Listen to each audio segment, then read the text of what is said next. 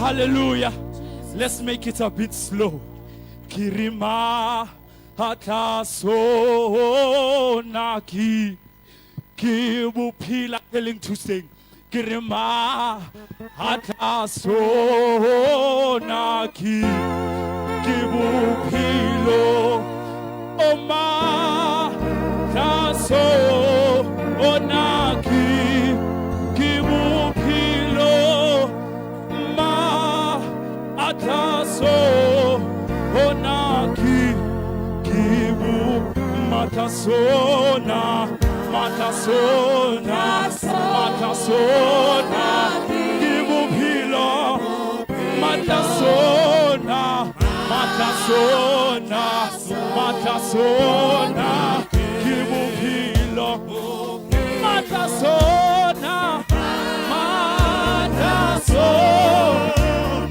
kibupilo matasona matasona kibupilo matasona matasona matasona kibupilo matasona matasona sona kibupilo kirima taso na kibupilo ma taso na kibupilo tatema taso na kibupilo matasona matasona matasona kibupilo. Thank you, Jesus. You are Alpha and Omega. We worship you, our Lord. You are worthy to be praised. Jesus. Father, you are Alpha and Omega. We worship you, our Lord. You are worthy to be praised. You are Alpha and Omega. Father, we worship you. You are worthy. Father, you are Alpha and Omega.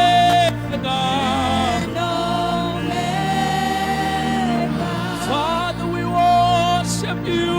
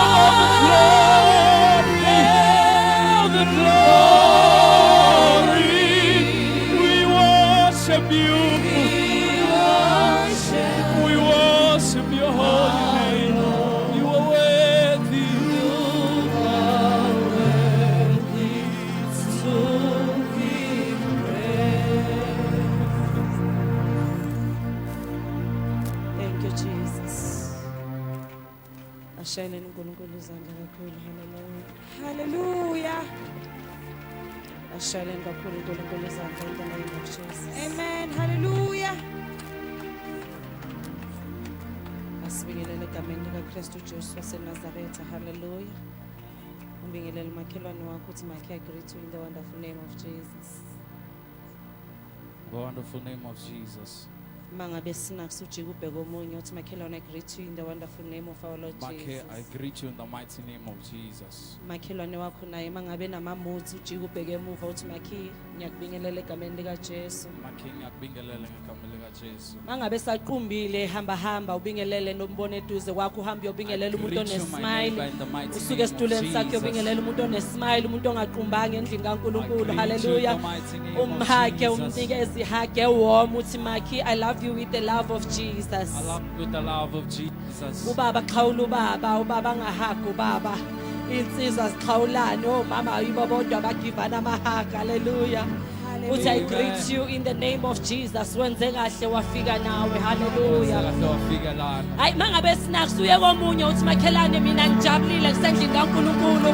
Ubingelele omunye umqhawule umnikeze ihaka. Uthi I greet you in the wonderful name of our Lord Jesus. Uthi this is the day that the Lord has made and we shall be glad and rejoice in it. Oh shout hallelujah. Come on church of God, make that glorious noise. Oh shout hallelujah. Oh shout hallelujah. Awenza umsindo ongcwele ushaya izandla zakhe ekhanda uscreame ushaya iflate ugige ulilizela uthi hallelujah. Hallelujah. Hallelujah. Jesus. Hallelujah. Hallelujah. Angithandi ngabantu abamunca endlini kaNkulunkulu. Hallelujah. Oh yes. Noma ngabe usuke uthweleni la usuka khona but the minute ungena endlini kaNkulunkulu kumele kube khona into esisuka emahlomba akho. Hallelujah. Noma ngabe ungakazi ukuthi kuzothiwani kodwa nje the minute ungena Amen. ushiya konke eminyango. Hallelujah. Uthi nje umoya ongcwele ngisize. Oh, yes, Hallelujah. Jesus. Uthi hlanza inhliziyo yami. Hallelujah. Bese ufika endlini kaNkulunkulu nesmile. Hallelujah. Hallelujah. Akuthi nje murena nkapese kamatla. Urena nkapese kamandla. Hallelujah. Amen. Hallelujah. Ngiyanibingelela egameni likaKristu Jesu waseNazaretha. Amen. Hallelujah. Amen. Hallelujah. Hallelujah. Hallelujah. Amen. Hallelujah. Oh hallelujah. Hallelujah. We bless the Lord. Amen. Amen. Yabona ngifuna ukunikeza imvume namhlanje. Ngifuna ukunikeza imvume namhlanje. Yabona mangabe uhlele eceleni komuntu ongena smile ukuthi iasha likubeke lapho thutha mntaka God. Thatha ibag yakho uthuthe angaze akuthelele ngalomoya wakhe wokuhlinda endlini kaNkulunkulu. Hallelujah. Hallelujah. Mangabe nje unomakhelwane wakho mbona ngathi izinya ukakaliboni mangabe ngathi umuncu ihlathi yabona nje uthe move mntaka God. Hamba uhlala kwenye indawo inkulu uhlala nje kwenye indawo akekho ozokubuza neasha malikubuza lithi ngikubeke la uthi umfundisi uthe ngihlale la ngithanda khona just for today. Hallelujah. So that uzokwazi ukuthi ukhonze kahle. Hallelujah. Uzokwazi wenze njani khonze kahle. Hallelujah.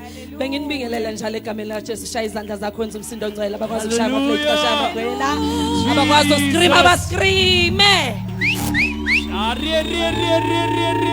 Hallelujah. We may be seated bazalwane egameni likaJesu. Greetings to the servant of the Almighty God in the name of Jesus. Abafundisi bonke egameni likaJesu Kristu waseNazaretha. Amen. Hallelujah. Hallelujah. Asiyene ezweni likaNkulunkulu. Hallelujah. Amen. Hallelujah. Asinje thula moya wami. Thululalela uThixo. Hallelujah. Uthini? Thululalela uThixo umoya ungaxokozeli.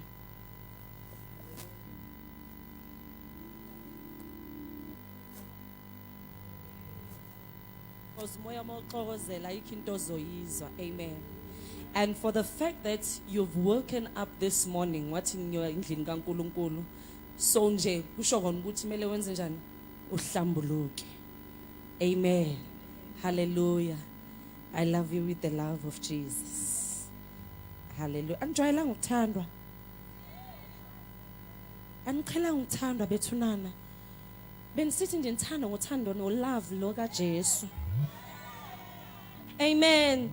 Nginithanda ngothando ngo love lika Jesus.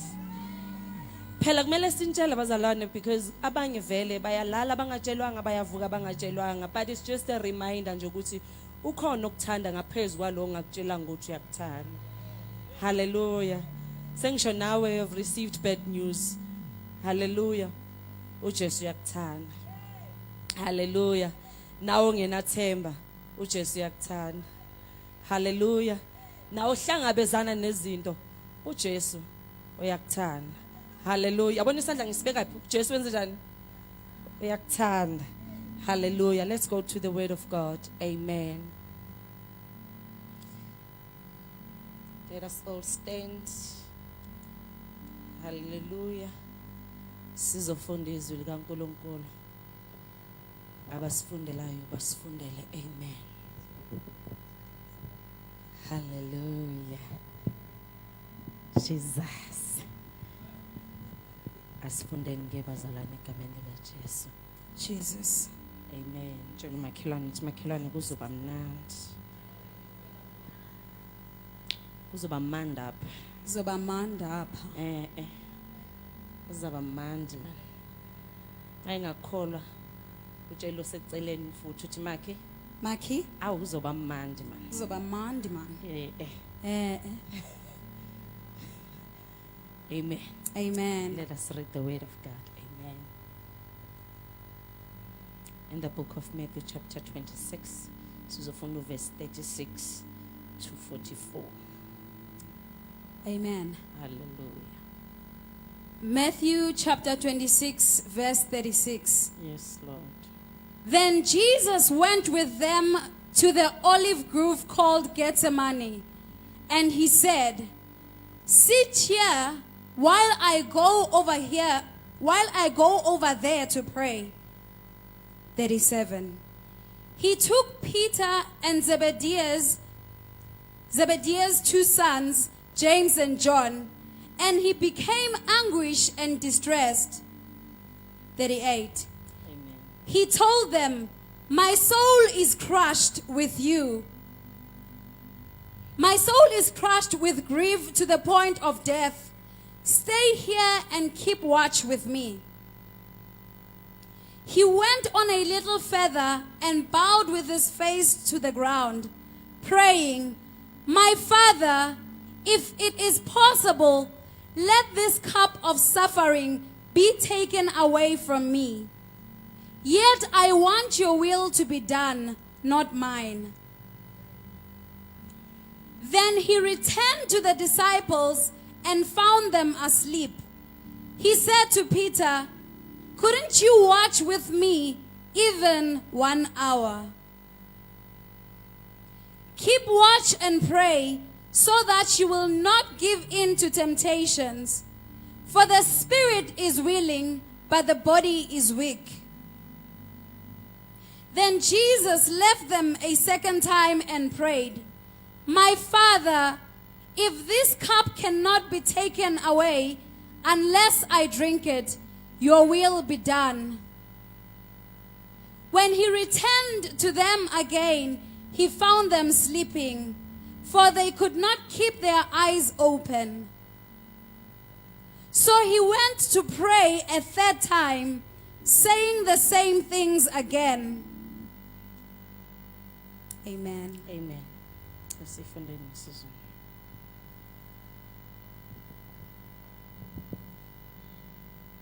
Amen.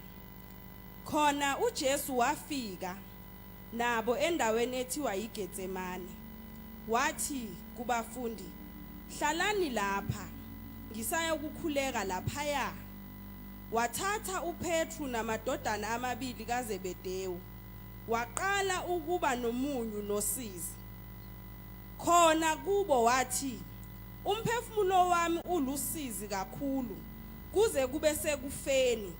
Hlalani lapha, nilinde kanye nami." Waqhubeka ingcosana, wawa ngobuso bakhe, wakhuleka wathi, Baba, uma kungenzeka, akudlule kimi lesi sitsha. Nokho kungabi njengokuba ngithanda mina, kodwa njengokuba uthanda wena. Wayeseza kubafundi, wabafumana belele, wathi kuPetru, kanti beningelinde nami ihora libe linye na? Lindani, nikhuleke ukuba ningangeni ekulingweni. Umoya uyavuma, kepha inyama ibuthakathaka. Wabuye waya ngokwesibili, wakhuleka wathi, Baba, uma lesi sitsha singedlule kimi, ngingasiphuzanga, mayenziwe intando yakho.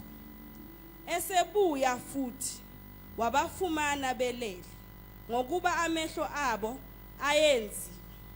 Wabuye wabashiya, waya wakhuleka ngokwesithathu, esho futhi lona lelozwi. Amen. Amen. uNkulunkulu akabusise ukufunda kwezwi. You may be seated in the name of Jesus. Amen. Hallelujah. Hallelujah. Besothi umakhelwane wakho kosibuka inhliziyo yakho. Mangabe ngakakuzwa uye komunye uthi Nkosi buka inhliziyo yami. Nkosi buka inhliziyo yami. Sizosho njalo namhlanje kuseni. Hallelujah. Amen. Lithizwe likaNkulunkulu uJesu after eqeda ukudlisa abafundi bakhe isidlo, he then took them, wahamba baya entabeni yaseGetsemane after beceda ukudla isidlo, beqeda ukufundisa nangesidlo. Lethizwe likaNkulunkulu, he took abafundi bakhe, few of them, and then waya nabo entabeni ebizwa ngokuthi iGetsemane. Lethizwe likaNkulunkulu, when we read clearly the scripture, lethi uJesu was not himself. He was in great pain because simuzwa ethi, if, oh Father, if it is possible, let this cup pass from me. Because uJesu ubesefila the bearing of the sins zabantu, and ubefila the separation from the Father, and ubefila the death. Amen. Kuko konke lokhu because Jesus nikhumbula ukuthi enguNkulunkulu, uNkulunkulu owehle emazulwini, wambatha inyama waba umuntu ebantwini, so that ezokwazi ukuthi abe relevant to us, sizokwazi ukuthi bazokwazi abantu ukuthi bakhona ukumqonda kahle. Because I understood that if he stayed being God, ezokhuluma nabantu bekungeke ezinye izinto understandeke kahle ngoba uNkulunkulu umnini mandla onke.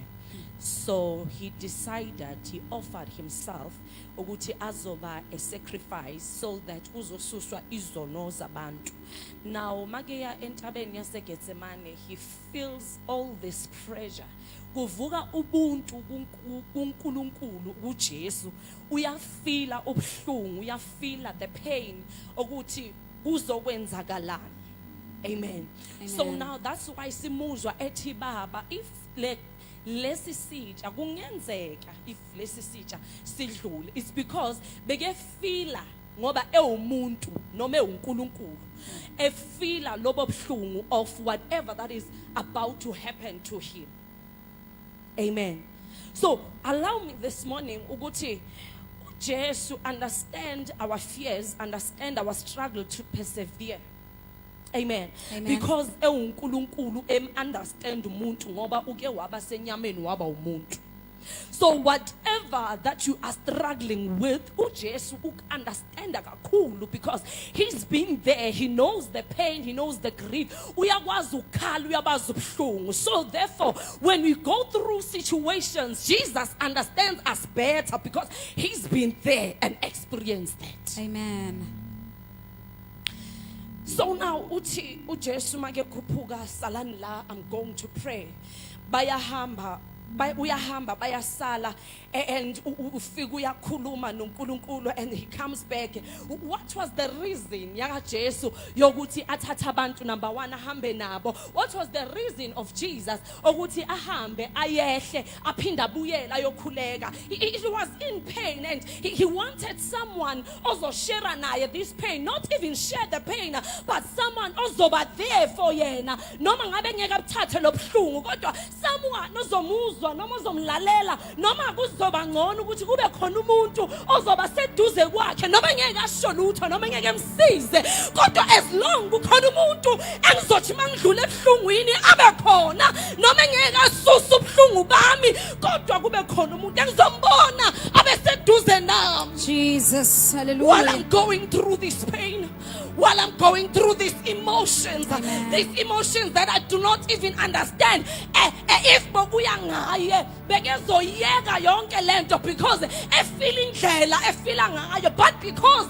simuzwe ethi ngoba intando yakho makwenzeke yona, if uJesu bokuya ngaye bekezoyeka kodwa udepende upon the will of the Father omthumileyo. Therefore I cannot leave everything. Hallelujah. Amen. Because it is not my will, but it is your will, Father.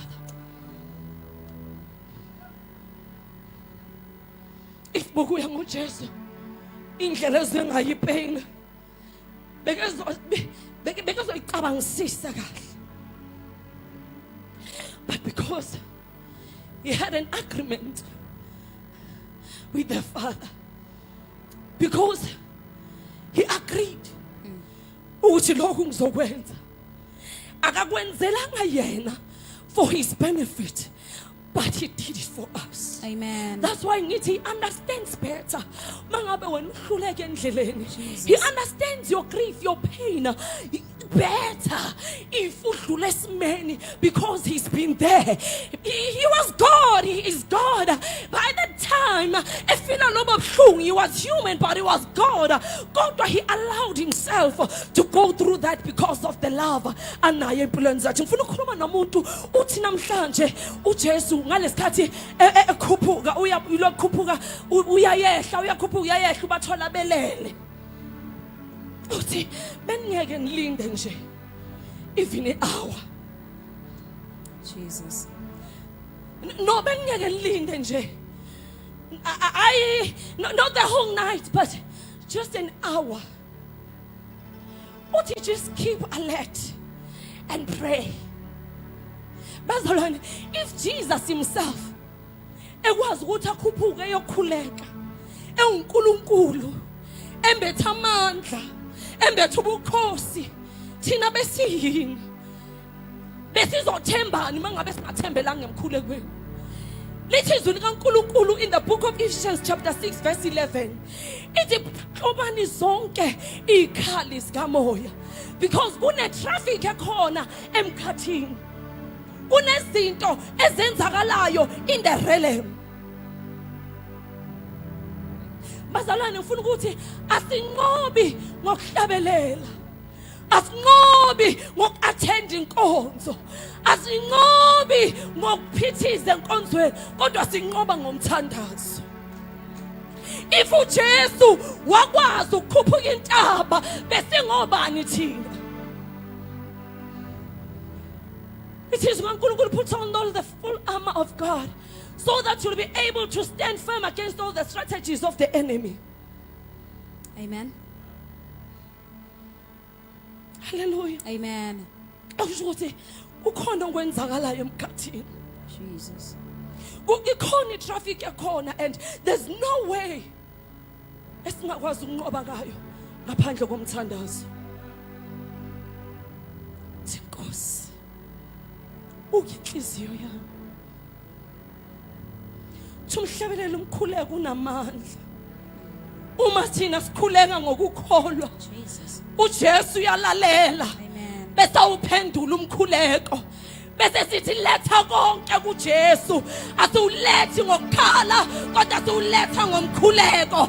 Noma ngabe ukhala, kodwa say something unto the Lord. Noma ngabe inhliziyo ibhlungu, kodwa say something unto the Lord. Noma ngabe inhliziyo ayisuboni ukuthi ama peace, but just say something unto the Lord in prayer.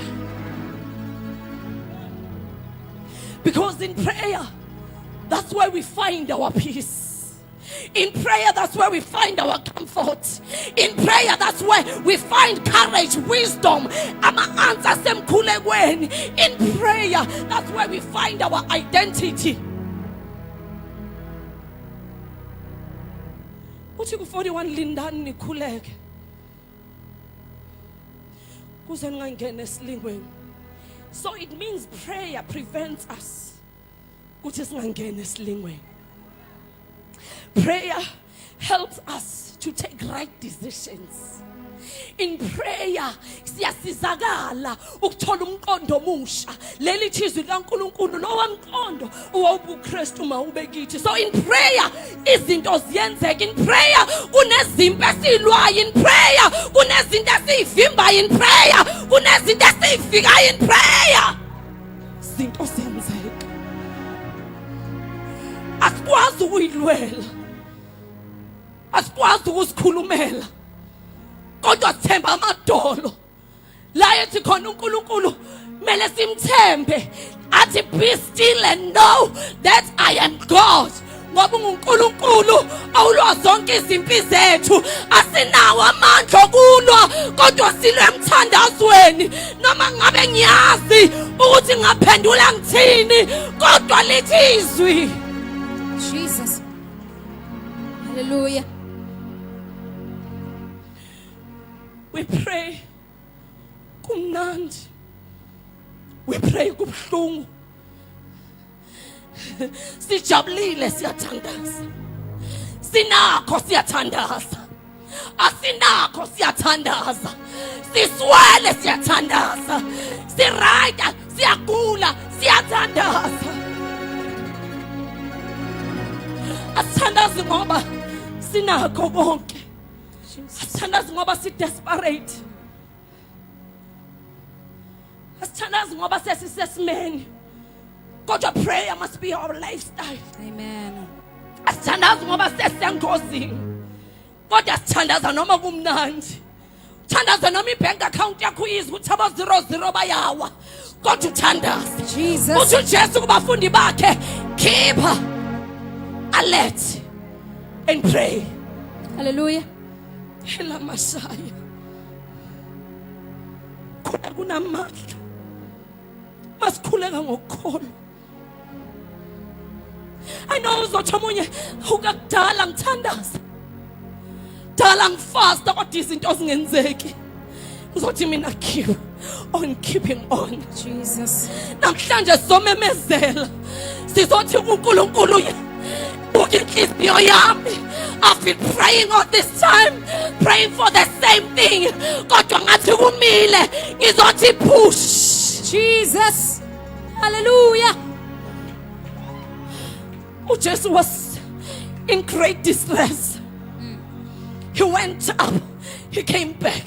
He went up and he came back 3 times doing the same thing.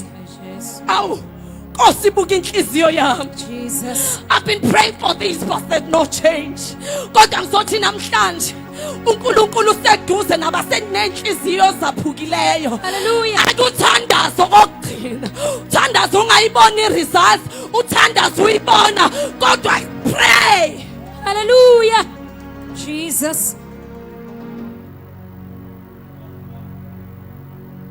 Chihlomanini. Ikhali zikamoya. Which simply means izinto ezenzeka emoyeni zidinga ukuthi bamadingwane singasaya enyameni siyozilwa ngoba sizohluleka. Befuneka ukuthi izimpi zikamoya bese si-applya sishintshe igiya likamoya sizokwazi ukuthi siconquer. Jesus. Hallelujah. engiwugqibelelayo umthandazo wami. Umthandazo wami Jesus. yiwo Nkosi. Umthandazo wami Jesus. yiwo Nkosi. Hallelujah. Umthandazo wami yiwo lowo. Wenzile nako 2023. Ngiyabuya 2024 umthandazo wami Jesus. yiwo lowo. Hallelujah. Hallelujah. Umthandazo wami yiwo lowo. Jesus. Awu Jesu, akuyibuka inhliziyo yami. Ngonakele emoyeni. Hey. Kodwa mangiqhamuka ngathi yonke into right. Jesus. Kodwa bleeding. Mangibheka abantu babona ngathi yonke into right ngoba ngiphethe amandla wakho. Jesus. Hallelujah. Thank you, Jesus. Futhi namhlanje ngizozinikela kuNkulunkulu. Buka inhliziyo yami. Nalezi engakaze ngizitshela abantu.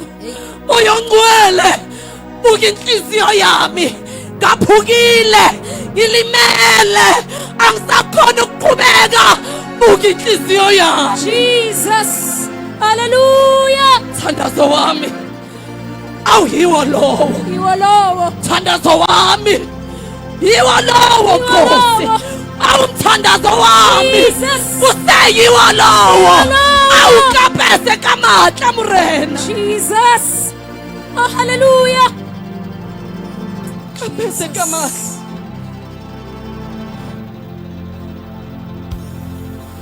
Zitha zami ziyahlekisa ngami. Buka inhliziyo yami. My life is stagnant. Buka inhliziyo yami. Sabathi ngibamba la. Ukuyaphunyuka ngapha. Makuthi kulunga ngapha. Ubhetha ngapha. Kodwa buka inhliziyo yami. Zamile ngawami amandla. Kodwa ngizothi ibandla likaNkulunkulu ngaphezulu ukuthandaza. Asibambananga nanyama nagazi. Kodwa sibambana nemimoya esemkhathini. Jesus. Thandaza. Sekungasavuma ukuthi vuka. Kodwa thandaza. Umzimba sowukhathele. Kodwa thandaza. Jesus. Sizo Jesu uqobo lwakhe. Athi umoya uyavuma. Athi kodwa inyama ibuthakathaka. Kodwa uthi thandaza. Hey. Jesus. Abantwana bami bayahlupha. Senginhlekisa endaweni. My salvation is questionable. This God that I serve is questionable. Dala ngihamba ama prayers. Dala ngifaka ama prayer request. Dala ngizama. Dala ngibheka. Dala ngenza ama CV nginika abantu. Bathi kunama post aqhashwa abanye kodwa mina ngisala. Namhlanje ufuna ukuthi uvule inhliziyo yakho. Uyinikelele uThixo Thixo. Uthi Nkosi, buka inhliziyo yami. Mangena ngale mnyango wesonto. Kuba ngathi yonke into right. Ngihleka nawo wonke umuntu ngoba kumele ngihleke. Kodwa Nkosi, buka inhliziyo yami. Jesus.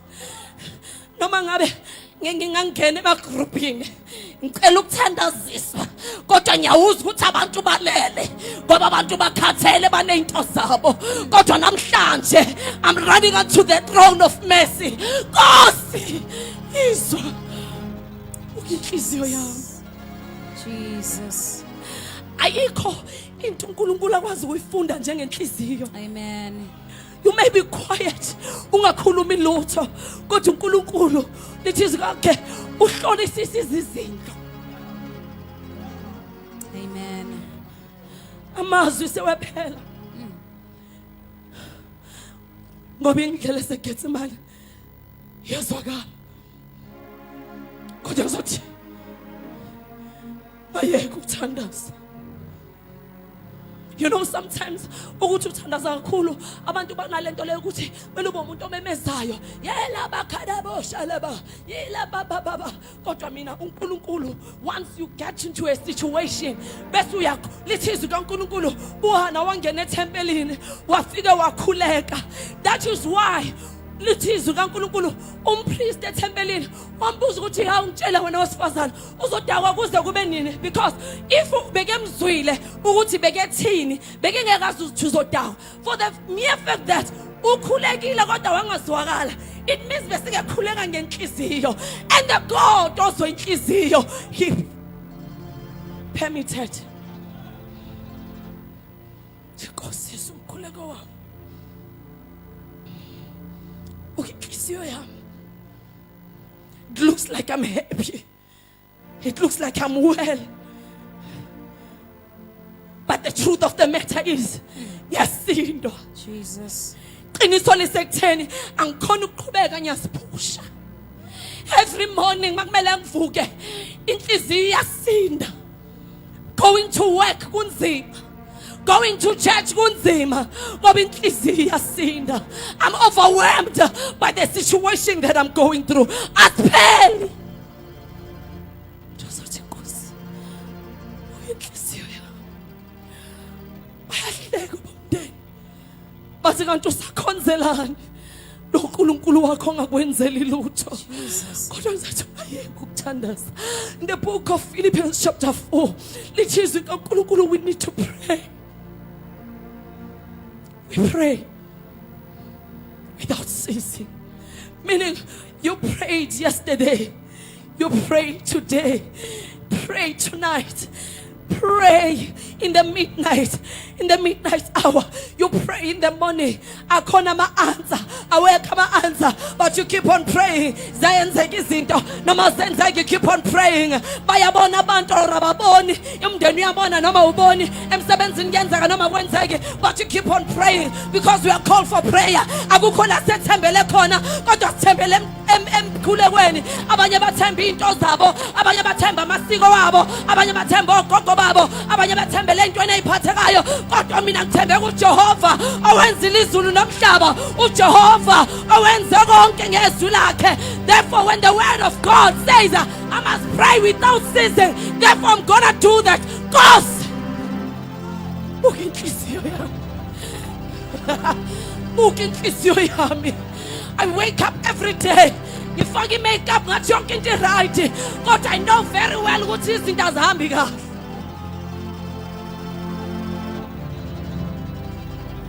Buka inhliziyo yami. Sizwe kaNkulunkulu Jesu wakhuphuka wathi ngeke nilinde nje just for an hour. Why Jesu? I need someone who's in this hour of pain, this hour of grief. I need someone who's show something give me. Ngiyacabanga, vumela ngicabanga ukuthi uJesu if mhlambe bekefika athole bahleli bemlindile mhlambe bethandaza, ingeke kube buhlungu kakhulu noma kubuhlungu, kodwa probably the Holy Spirit was gonna reveal to them ukuthi encourage him abuyele futhi ayokhuleka. Athi makehla bathole behlele emthandazweni. Ni-understand bazalwane, bathu bathola belele. Okungitshela ukuthi lento beyibhekene noJesu ngqo, njengalesimo sakhe sibhekene nawe ngqo. Akekho omunye umuntu okumele uminvite into your prayer, but you come, you go wena self uzivalele khoneni. Angazi ukuthi uzivalele kweliphi khona, noma uthatha umqamelo uyamemeza, noma uguqa ngamadolo, noma ulala ngesisu, but as long as you have that connection with God, as long as uzomemeza, as long as uzokhala, yekela ukukhala ebantwini, akukhalwe ebantwini, kodwa sikhala kuJehova. Hallelujah. Amen. Mashallah. It is you need to pray. You need to pray for everything. Meaning when your finances una problem, you pray.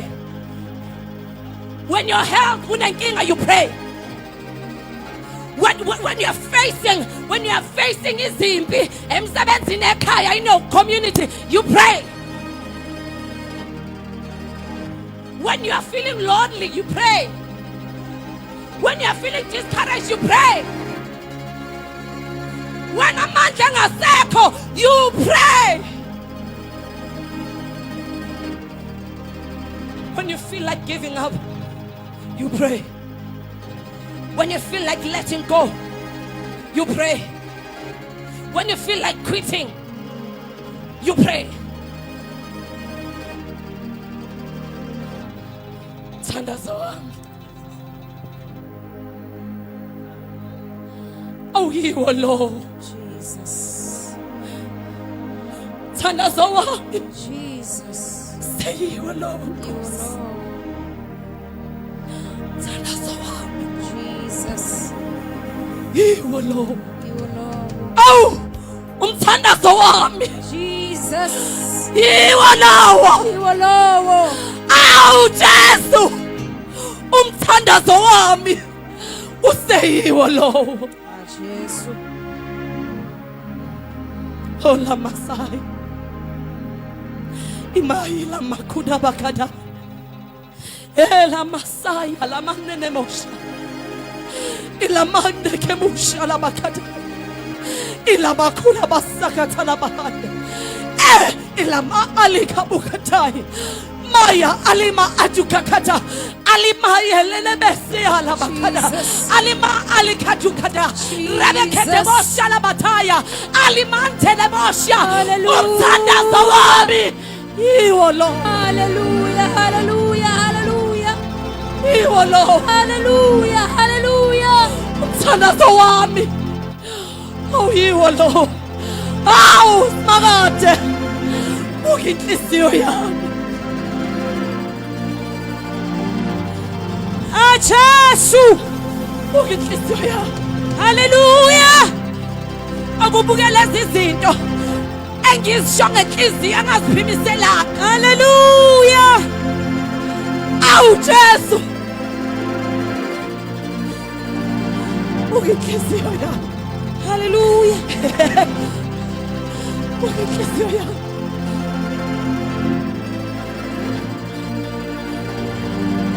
Buka inhliziyo yami.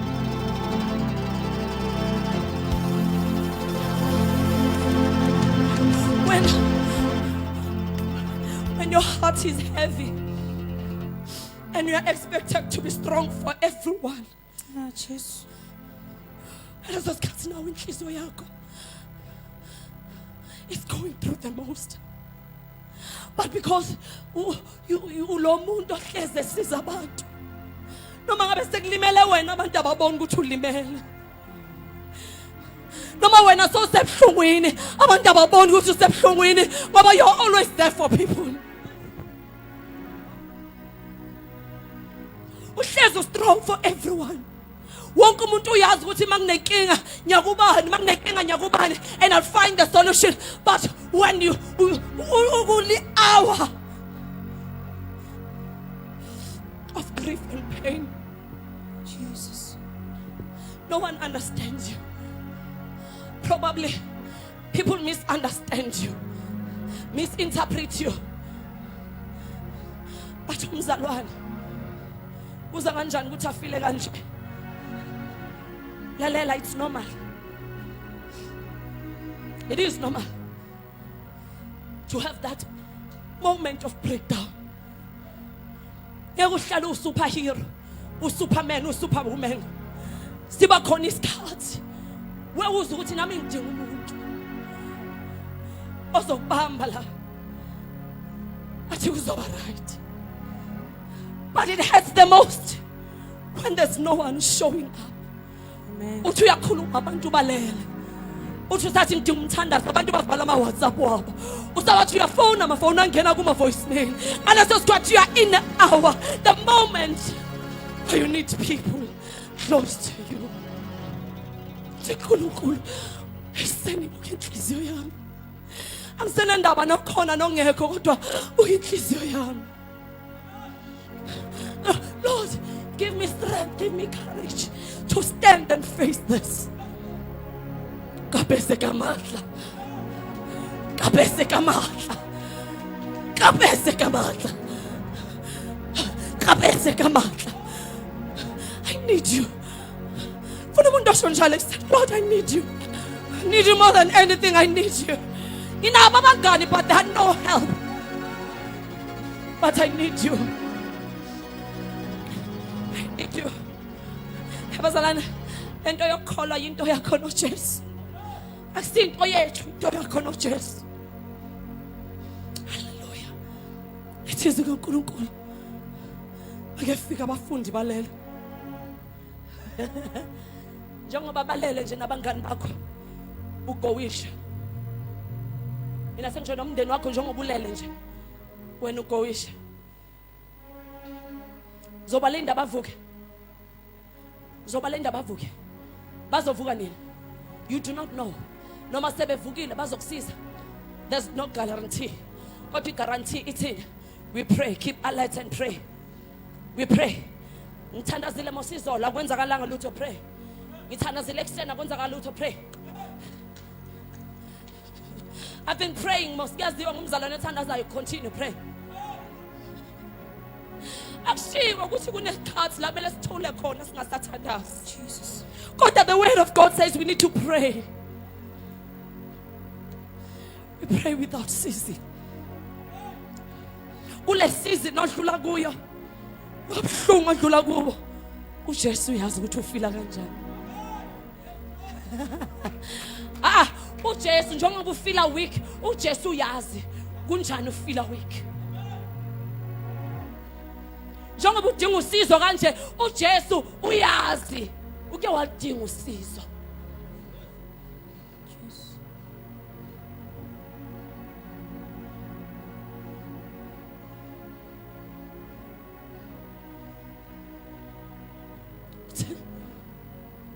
Ngeke nilinde. Just an hour.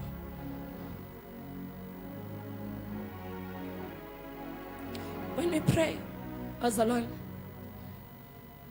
kunezimpi esizinqobayo emkhulekweni kodwa singazi ukuthi sizinqobile ngoba besingazi ukuthi sikhona. Hallelujah. Amen. Sometimes you pray kube ngazuthi uthi uphuma emthandazweni kube ngazuthi ayikho nje into yenzile. Do you know that feeling? Ningafihli bazalwane ngathi it's normal. When you pray you fast mawuthi uma ubuya bese kuba nento ethi nje ngathi akwenzakalanga lutho. Amen. Masithandaza, it's our investment. We are investor. When you pray, you are investing.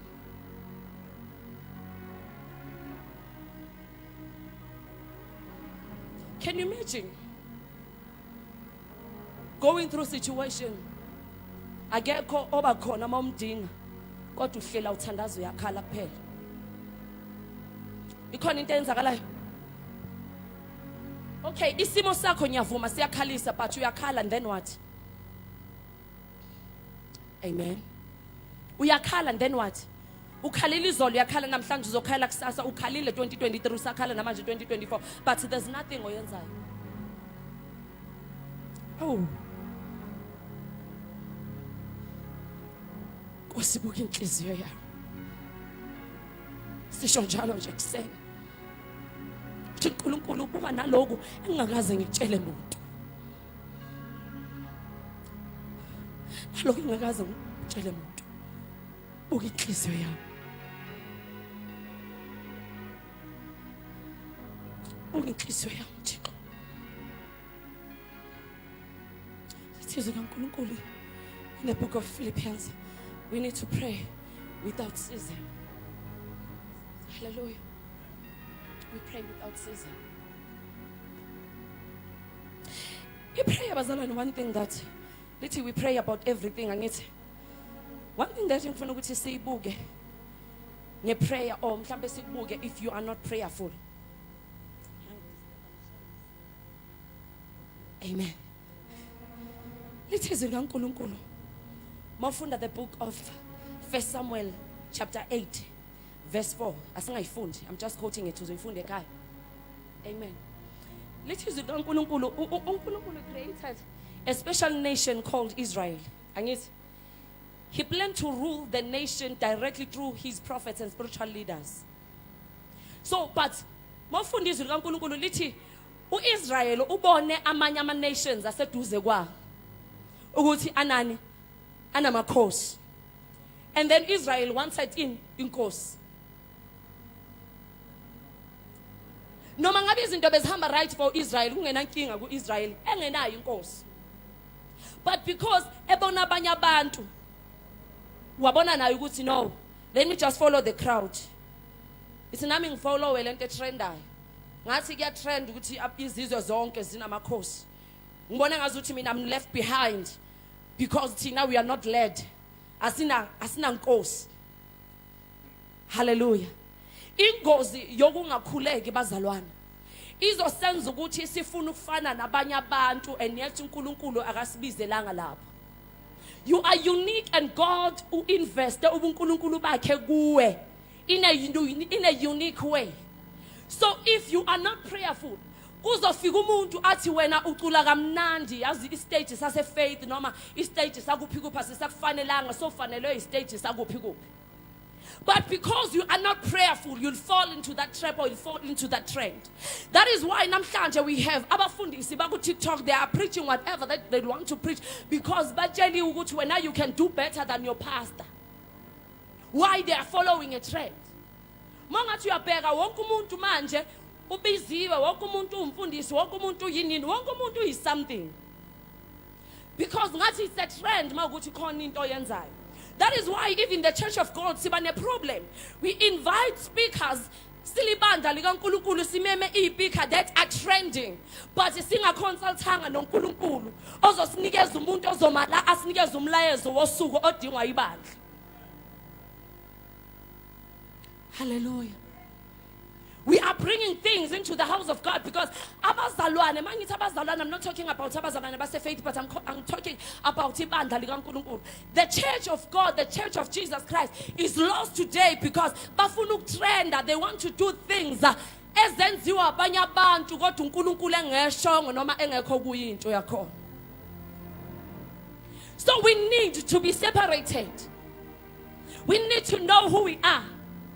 We need to understand uNkulunkulu bazalwane anyeke wazi i-direction uNkulunkulu akunikeza yona if you are not prayerful. Anyeke wazi ukuthi namhlanje step okumele usithathe isiphi because you are not prayerful, you don't get any direction from the Holy Spirit. Uthatha phi conversation or uthatha ukulalela uyazi voice kaNkulunkulu is when you go to prayer. I-prayer kula sikhuluma khona nobaba. I-prayer kula in a conversation nobaba. I-prayer is when sithulula konke kubaba. We pray that's when the Holy Spirit takes over kusale thina. Emkhulekweni kula simtshela khona konke esingakutshela abanye abantu.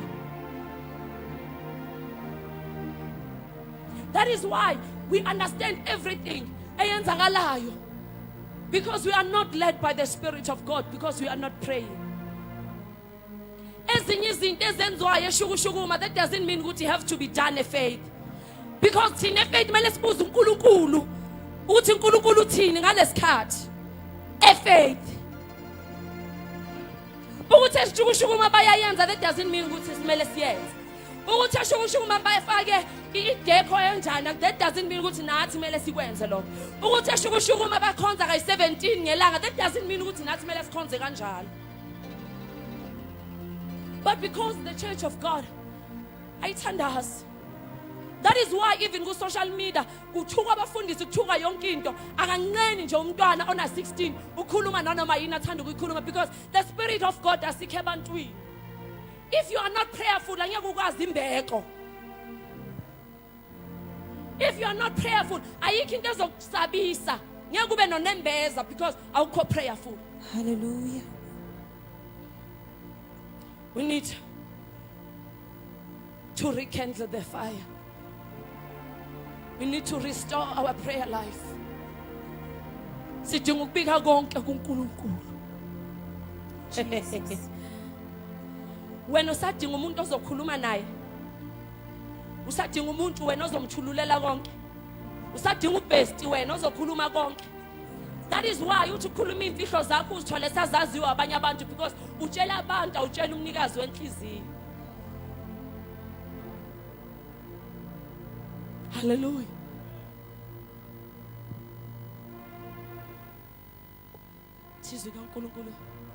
Trust in the Lord with all your heart. Do not lean into your own understanding. In this salvation, bazalwane, asidependanga kumuntu. Ibandla alidependanga komunye umuntu. Andiyazi ke kwamanye amabandla kodwa sendisho faith. We are not dependent on anyone. That is why people go and come in and go. And this place remains standing. Because we are not relying upon people, but we are relying upon God. Umnikazi webandla uNkulunkulu. That is why some people mabelahlwa abantu bathatha intambo bayihenge. Because they are so reliable ebantwini, bathemba abantu bancike ebantwini. But if you are so reliable kuNkulunkulu, it doesn't matter ukuthi ubani osuka empilweni yakho, you'll remain being standing. Ngoba ubekanga ithemba lakho emntwini kodwa ubeka ithemba lakho kuNkulunkulu.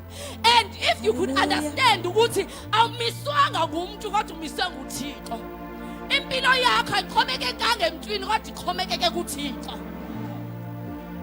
Your plans angeke aqhubekele phambili ngoba kunomuntu ovimbile, kodwa azoqhubekeka phambili ngoba you are prayerful and uthembele kuThixo. Thohlabelelayo beka ithemba lakho kuye uthuthuzeleke. Mina ngisho ukuthi njengoba ungathandazi nje uthembeni mntaka God. Some people come every Sunday bafuna umthandazo. You know why? Abanye not that they do not trust, they trust in the anointings because bayavila ukuthandaza. Umuntu ezelathi I trust in the anointing yakho baba. You trust in the anointing because Monday to Friday we are not praying, we are waiting for Sunday uzobekizana. Ela Messiah. That is why the church of God is being misled ngalendlela. Badlisa amagundwane baphuza yonke into, badlutshani benza yonke into. Right now sekuphuzwa namasavana. Abafundisi babanikeza amasavana. Why? Because you are not prayerful. If you are prayerful as the church of God, you'll have the discernment spirit. Umoya ongcwele uzokudirecta athi this is a no-go area, therefore you won't go there. uNkulunkulu bengeke azazi akusindisa otshwaleni bese uzobuthola uzobusela ecaweni. Let me read that. uThixo bengeke athi angabi nabanye onkulunkulu ngaphandle kwami. Bese wena uze enkonzweni uzoshisa impepha.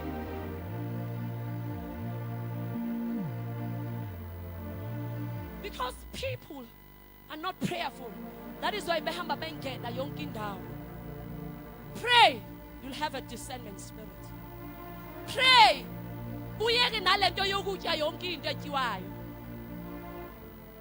You eat too much, you are a foodie, you eat too much. That is why abanye niyatya izinto zigijima eswini because you are not prayerful. Utye nokutya okuphiwa zintshaba zakho. I'm a Xhosa nation today. Uya nezinto oziphiwa zintshaba zakho. Uhambe endaweni where the Holy Spirit hasn't assigned you to go there. But uyaya because you are not led by the Spirit. Anyway, you do not know the Spirit of God because you do not have the connection with the Holy Spirit. You are not praying.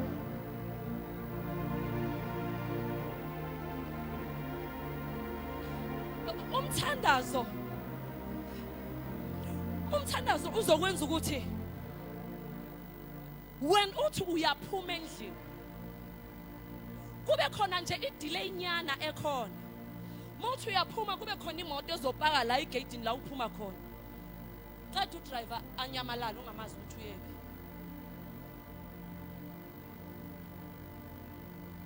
By then you are late angithi. Isikhathi sihambile ubani opakela in kanti kunento uNkulunkulu akuvimbela yona. Mawuthi uyadlula ngalesikhathi odlula ngaso la ujwayele ukudlula khona uthola ukuthi unento isiphithiphithi sengosi.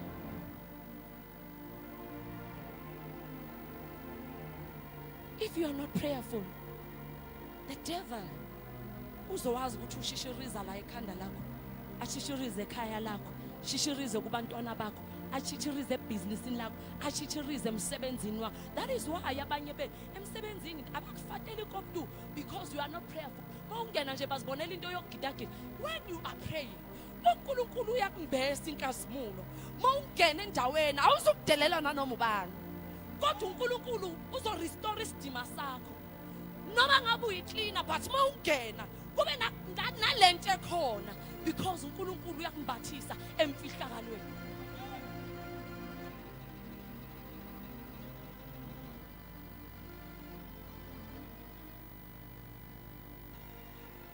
That is why even your finances usathane uyakwazi ukuthi angene kuma finances because you are not praying.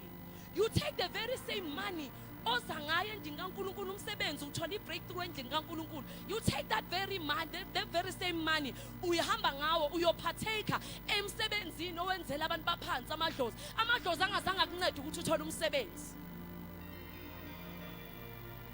You compromise ey'ntweni zikaNkulunkulu and then you want the protection kaNkulunkulu. You are not praying.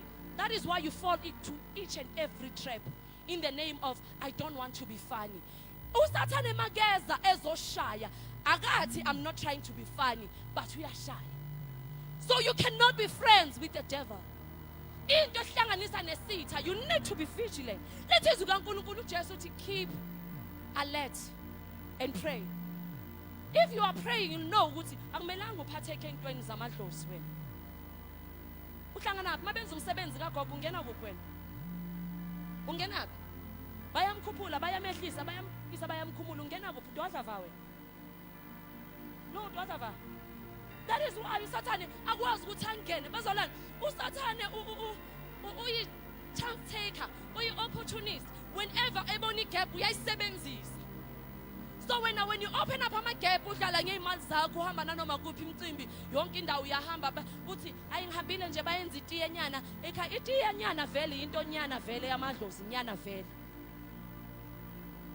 bese ufika uzenza umunwana uthi hayi ngifikile khona hayi ndiyile khona kodwa they know me very well, they know where I stand and ndiyijim na ukuthi yokuhlatshela abafileyo.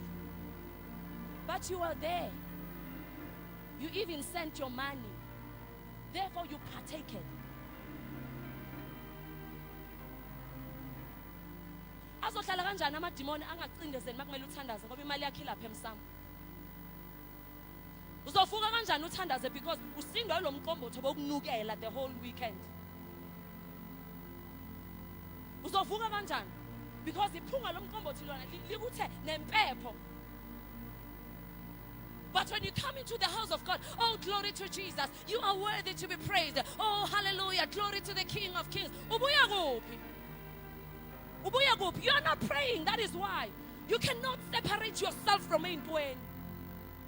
Bazalwane, it's high time ukuthi masifuna ukubona lo Jesu esenzela. Separate yourself. Amzalwane phumelo bani. The reason why abanye bethu sikhala kangaka izinto zingenzeki ukuthi sisabambene namanye ama-altar. Sisancengile. Nkosi. Ukinhliziyo yami. Ezinye izinto bazalana singazigowishisi ngamabomo. Funda ukusuka. Decide. That is why ibandla lithuka zinyanga kangaka. Because you are holy this morning. Ebusuku uzobucathama la uhamba ngetrunk. That is why they disrespect the kingdom of God. Abanandaba nento zikaNkulunkulu because yithi futhi esimhlekisa ngabo uNkulunkulu wethu. Yithi esimlimithayo uNkulunkulu wethu kubo. Bazombona kanjani ukuthi umnini mandla onke sihamba thina siyofuna amandla nezinhlanhla kubo futhi. Uyathandazela namhlanje ukuthi uthole umsebenzi uyayithola ibreakthrough.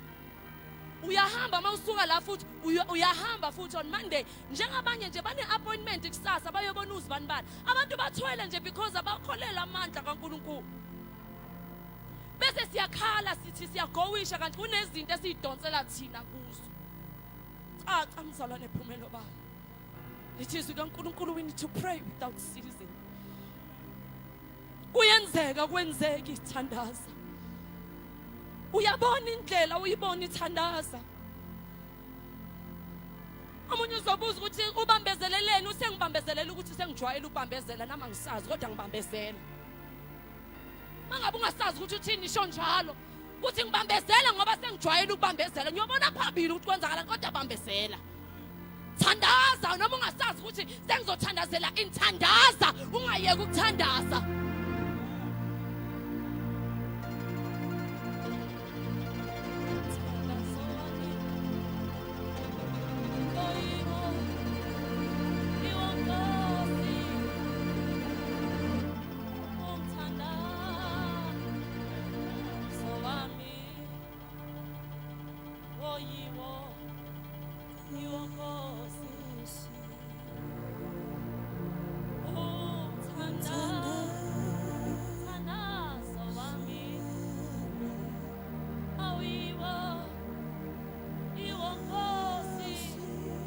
Phakamisa nje nawe izandla usho njalo ekseni. Ela masaya labakada bosha labakada. Ela maya lamande bosha labakada. Masiphakamisa nje izandla ekseni. Uthi baba sengikwenze konke.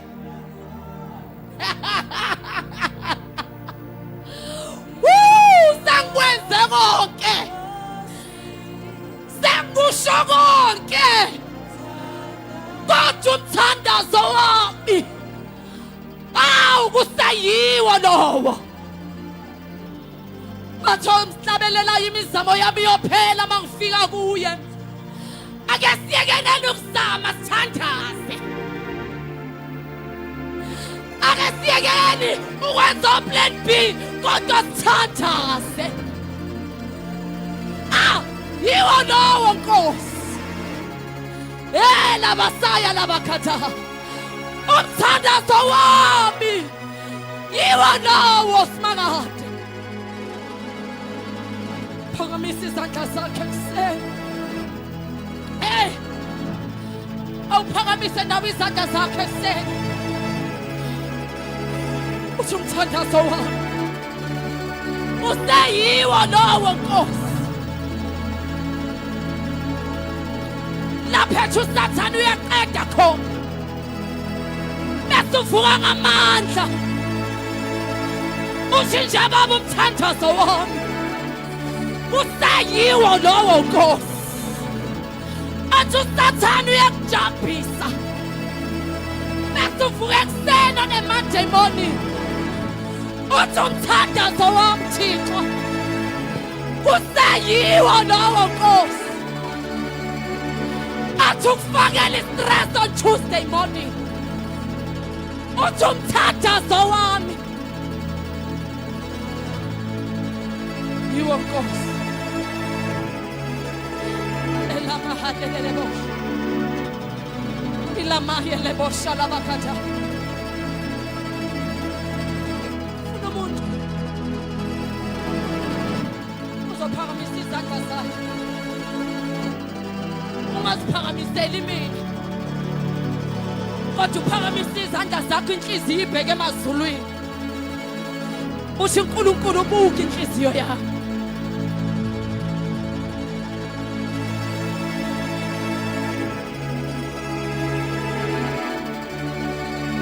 Elamaya lamande bosaya.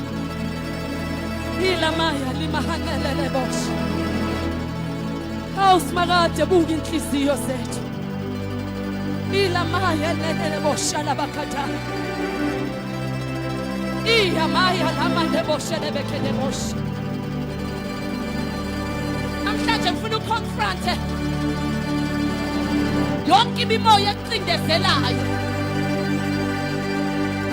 Yonke imimoya that is bringing distraction in your life. Yonke imimoya that is bringing discouragement in your life. We confront it by prayer. Ela masaya la bakada bosha la bakata. La maya le bosha la mahaya. The devil is a liar. Uthina siphansi. Namhlanje uThixo uyasiphakamisa. Namhlanje uThixo usipha amandla. Akuqala kabusha. Come Monday morning. Devil, hands off.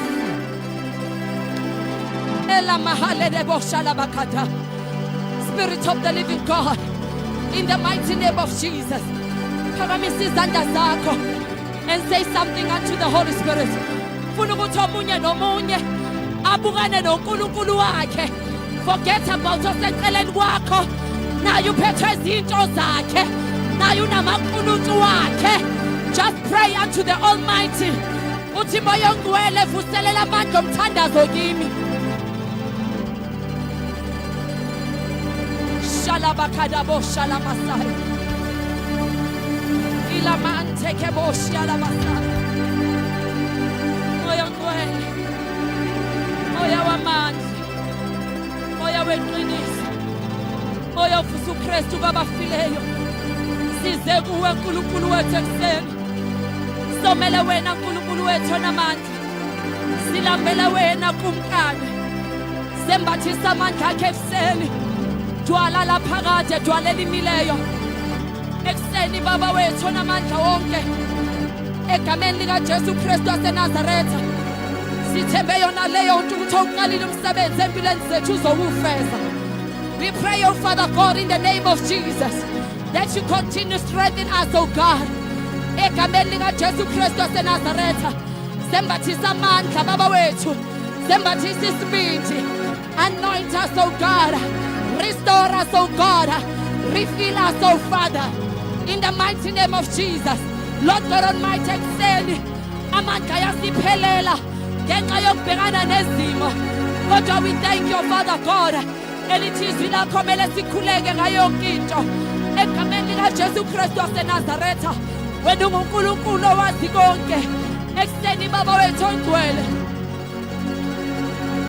Buka inhliziyo zethu. Buka inhliziyo zethu ekuseni. Elamakada boshala bakada. Ilamante keboshi katala bakada. Ilamama yalamande boshala bakadukada. Elabakada la bosaya. Ilamaye le boshi la bakada. Kasmulo yakho igcwele amazulu nomhlaba. Oyegcwele moya wamandla moya weqiniso. Sembathisa inkasmulo yakho. Egameni lika Jesu Kristu waseNazaretha. Siyehla phakama uNkulunkulu wethu ongcwele. Egameni lika Jesu Kristu waseNazaretha. Siyahluleka uNkulunkulu wethu uma wena ungekho. Sidinga wena namhlanje moya ongcwele. Baba wethu onamandla sipha amandla.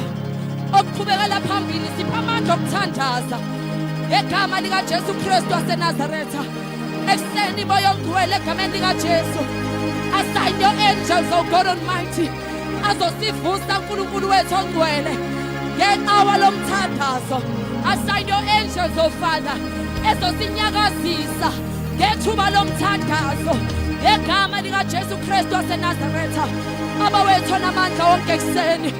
Buka inhliziyo zethu Thixo. Khulumisana nenhliziyo zethu. Heal our hearts, oh God. Heal our grief, oh God. Comfort us, oh God. Encourage us, Spirit of God.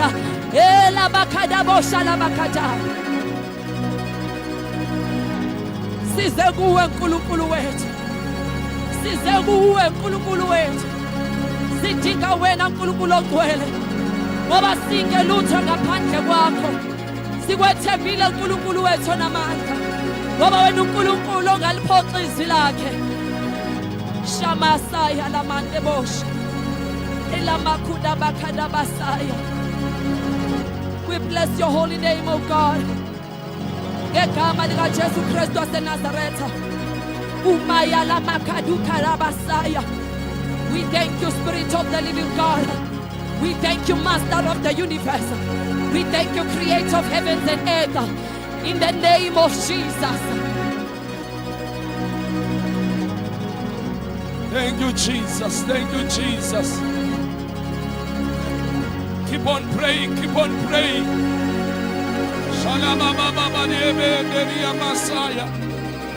Keep on praying. Keep on praying. Say, Lord, inhliziyo yami Nkosi.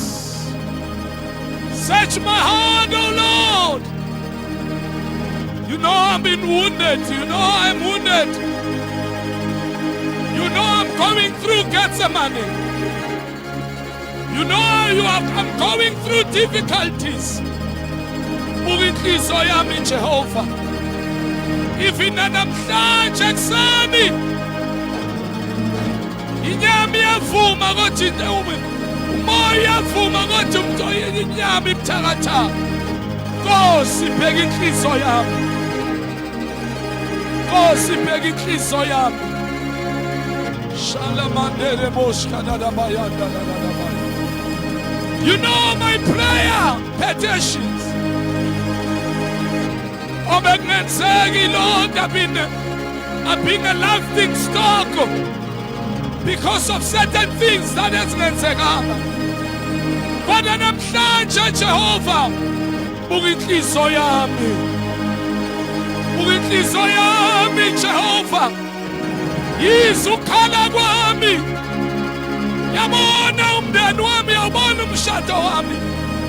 Baba kunokuxokozela phakathi. Nkosi buka inhliziyo yami. Yabona abantwana. Yabona abazali. Baba wethu onamandla.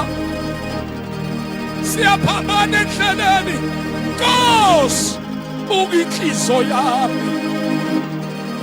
Buka inhliziyo yami nkulunkulu. Ungavumi lapho isitha sikhosi division emshadweni wami. Ungavumi lapho isitha sikhosi division kubantwana bami. Nkosi buka inhliziyo yami. uNkulunkulu onamandla yasondela kuwena. Buka inhliziyo yami Simakade. Buka inhliziyo yami Jehova. uNkulunkulu yazi umthandazo wami yilonje Nkosi. Awuphinde uphendule empilweni yami. Obu amandla amaphele endleleni Jehova. Buka inhliziyo yami. Buka inhliziyo yami. Ngesula izinyembezi. Ngesula izinyembezi. Yasula izinyembezi. Yasula Jehova. Ngoba wena kuphela okwazi ukungesula izinyembezi. Beka inhliziyo yami ungesula izinyembezi. Khalile Jehova. Ngihlekiwe Jehova. Kwanele buka inhliziyo yami.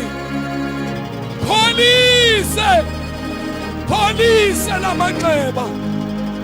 Heal my internal being. Heal me inside, oh Lord. Buka inhliziyo yami. Engikusamile ngezandla zami. Isitha sikakazile.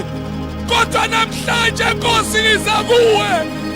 Nkosi ngiyakhuleka. Umthandazo wami yawuphinda kuwena. Buka inhliziyo yami. Buka inhliziyo yami Nkulunkulu. Buka inhliziyo yami Simakade. Buka inhliziyo yami. Oshandala brados kadala mama masata.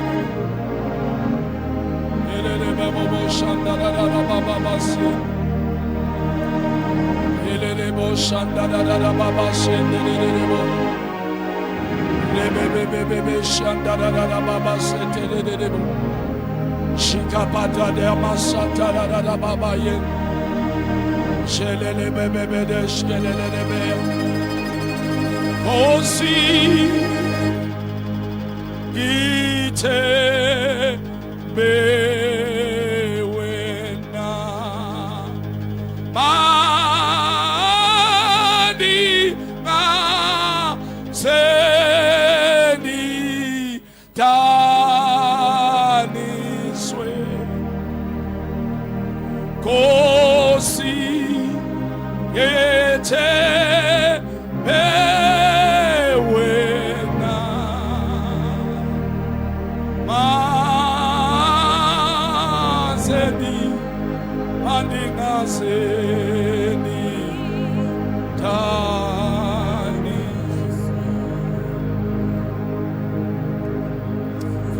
ngiyazana namhlanje nabantu bathi uNkulunkulu, you can see my cry. Uyabona uNkulunkulu onamandla ukukhala kwami. Ngikhalile kwanele. Namhlanje buka inhliziyo yami. Ngibekile. Nawathumela ama prayer request. Ngakhuluma nabantu. I've attended even nakuma social worker.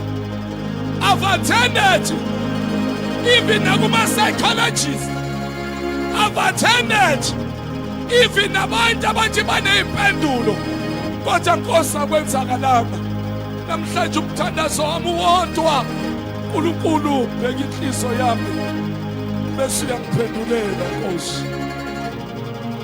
Uyazazi izimpi engibhekane nazo. Ngikunutu liwena Murena. uNkulunkulu beka inhliziyo yami. Namhlanje ngipha amandla. Phamandla uNkulunkulu. Kala ubuka inhliziyo yami. Bese uyaphendula. Ngokwecebo lakho. Bese uyaphendula. Ngomusa wakho. uNkulunkulu ubuka inhliziyo yami. Lapho njalo ngithi kukhona okuhlanganayo. Isitha siyafika sihlakaza. Nokuncane lokho kuletha induduzo. Nokuncane lokho bekuletha intokozo. Nkosi, buka inhliziyo yami namhlanje. Buka inhliziyo yami namhlanje. Belamandele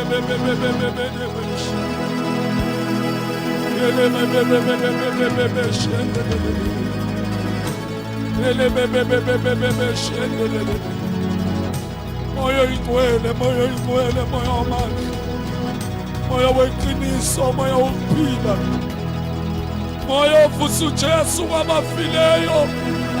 Naba abantwana bakho, nalifa lakho, nazindlalifa zakho zezulu.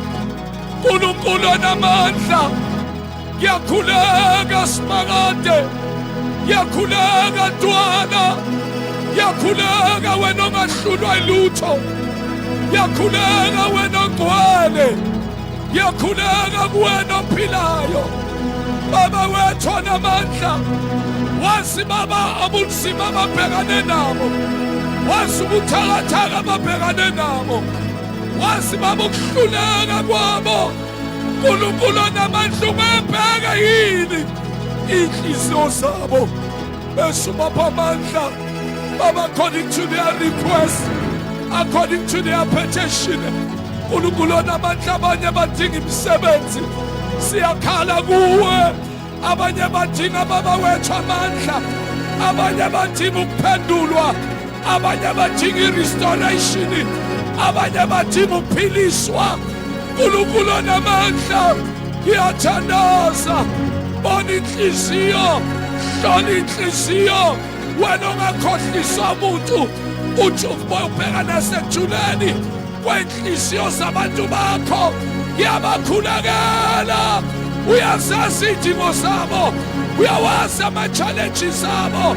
Ngiyathandaza-ke Simakade, awukubheke, awukuphendule. Phendula Jehova, phendula. Phendula Baba wethu abantu behleka. Phendula abantu bebarejecta. Phendula abantu bekhuluma. Phendula abantu bebazonda. Phendula abantu Baba besho konke kodwa baphendulela. Phendula abantu belwa nabo. Phendula abantu bebaflathela. Wena uNkulunkulu ongaflatheli, wena uNkulunkulu olonda u-Israyeli, ongasala ongalali. Phendula Simakade, phendula Simakade. Elamandala bashatana lamandla. Sulinyembezi,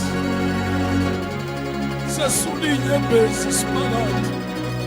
Phamisa isandla sakho sesule uNkulunkulu. Ulamasha Ele mama mama mama mama. Ele mama de motion. Hey, outpour your spirit, Lord. Strengthen them, Lord. Strengthen them, Lord. Guide them, Lord.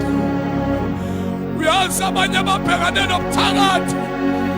Baba, we're trying to make Jehova. Namhlanje baba baphume nempendulo. Ubalwele. Ufohle njengamanzi amaningi. Send the breakthrough, Lord. Send the deliverance, Lord. Send the healing, Lord. Send the power, Lord. Send the strength, Lord. Back up them, Lord. Help them in their distress. Hey, bakwalisa namandla amasha. Banikeza umlomo okuphendula. Banikeza impendulo, Jehova, siyathandaza. Elamaya mashaya. Elamaya mashaya. Elamaya mana. Yahlisa umoya wenduduzo kwabakhalayo. Yahlisa umoya wenduduzo. Moya igcwele.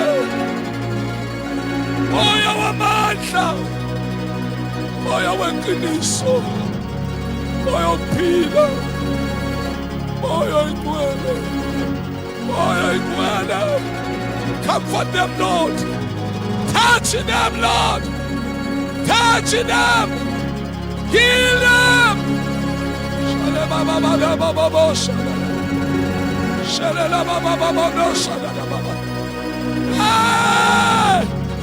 Isitha besifuna ukuqeda ngabo, kodwa wena ubonile, uzwile, futhi wehlile ukuba ukhulule.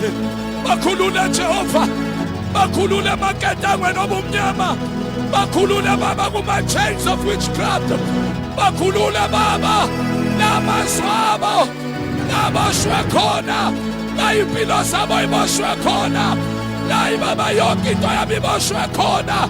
Bakhulule, bakhulule Smaragde, bakhulule Jehova, bakhulule Ntwala.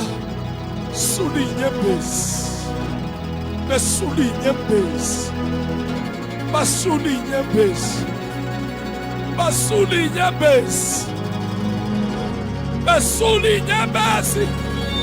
Shamadala baba baba baba baba. May the Lord heal you. May the Lord comfort you. May the Lord deliver you. May the Lord comfort you and grant you peace. May the Lord heal you. May the Lord grant you peace. In the name of Jesus. May the Lord grant you peace. May the Lord grant you peace. May the Lord deliver you and grant you peace. May the Lord grant you peace and heal you. May the Lord comfort you and grant you peace. Peace thee. May the Lord receive the peace of God. Receive peace of God upon your life. Receive the peace of God. Receive the peace of God. Receive the peace of God. Receive the peace of God. Receive the peace of God, my sister. The Lord comfort you. The Lord heal you. The Lord fight your battles.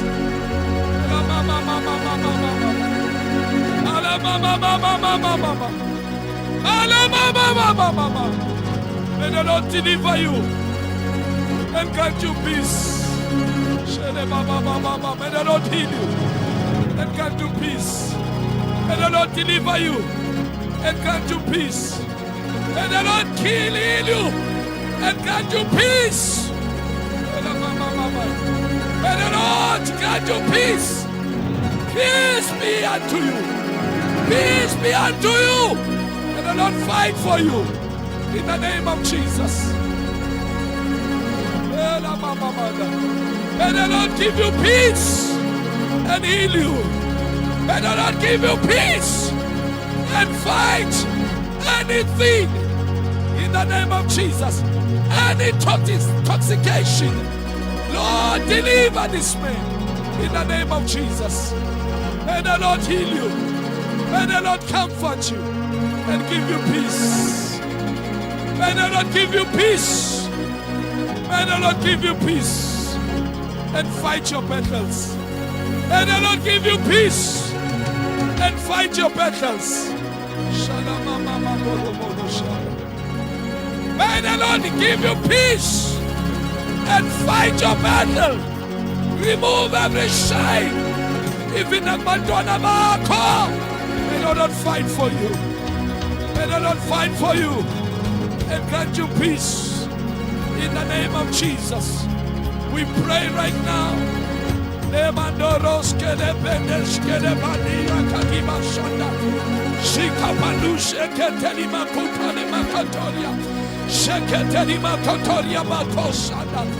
Amuna Jehova ibapha sobumnyama kashula in the name of Jesus. May the Lord give you peace. May the Lord give you peace. May the Lord give you peace and fight your battles. Shamandoro bobo bobo sha. Ashalen uNkulunkulu izandla.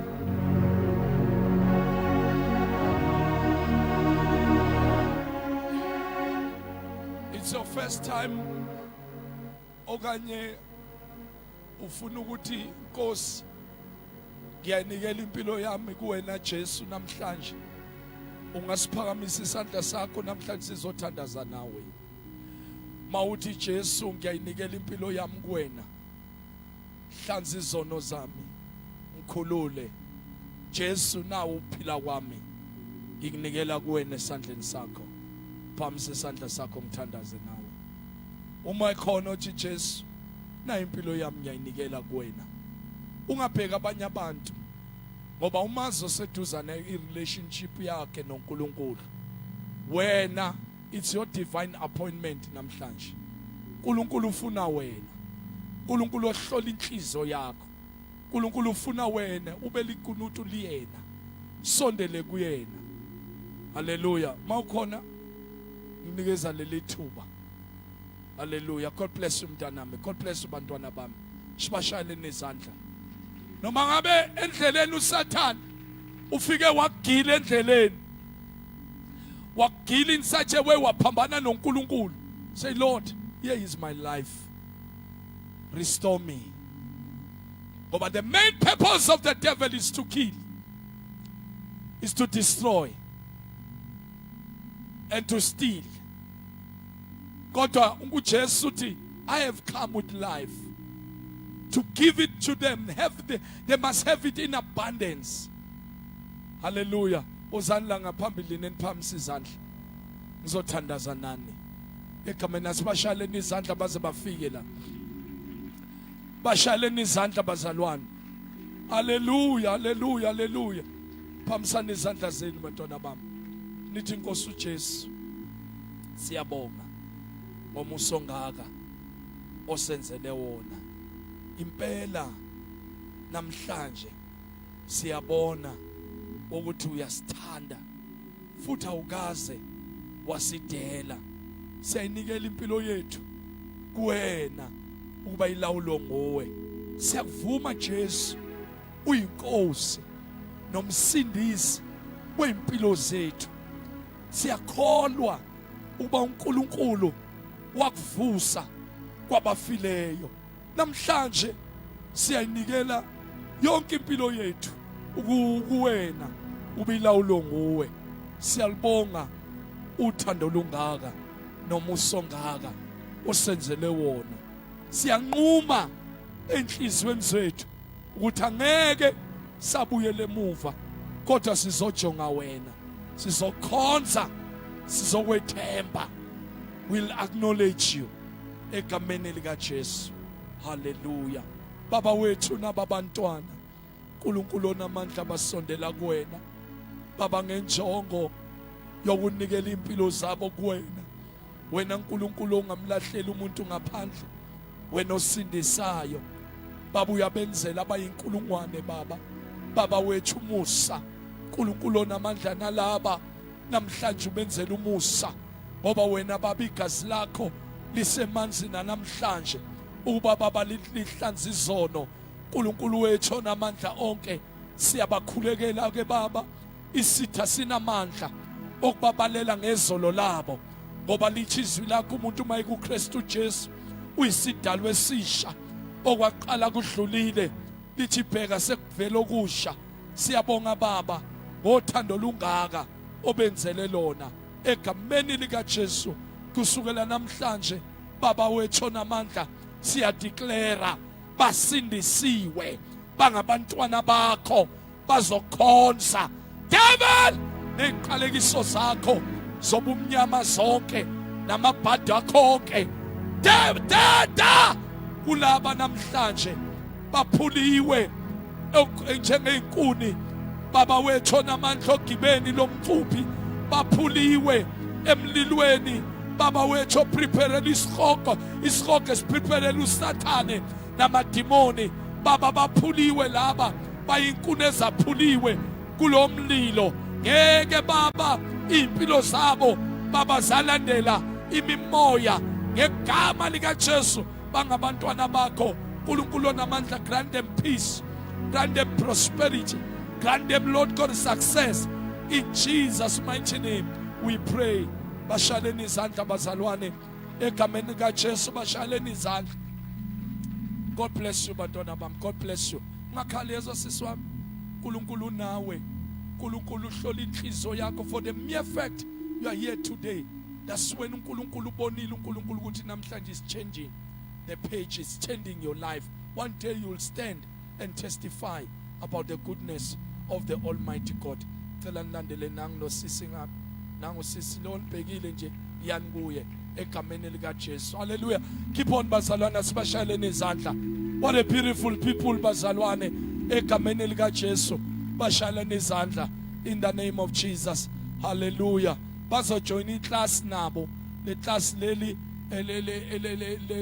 la Saturday. Amen.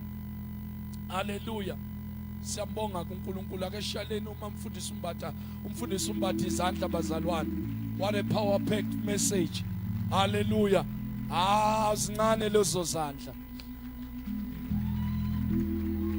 Yeah, you can stand and celebrate the message ukuthi uJesu ukumile. Hallelujah. Siyambonga kuNkulunkulu bazalwane egameni lika Jesu Kristu waseNazaretha. Amen. Nabagulayo uNkulunkulu baphilisile. Nabangene bene spirit of heaviness, uNkulunkulu has delivered them. Nabangenelana befuna imisebenzi seyikhona. Egameni lihlusha nje ukuthi anikholwa nivele nithuleke makudeclarewa imisebenzi ngathi awufuna umsebenzi kanti uyawufuna. Amen.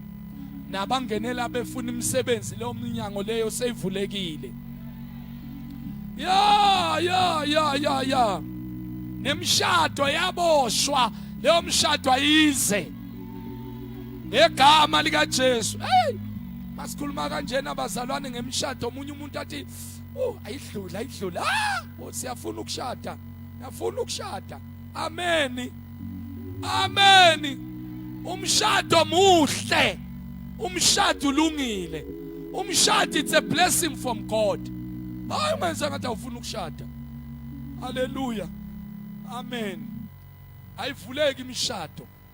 Bashada abantu. Amen. Nalobe engakubona akakubone manje.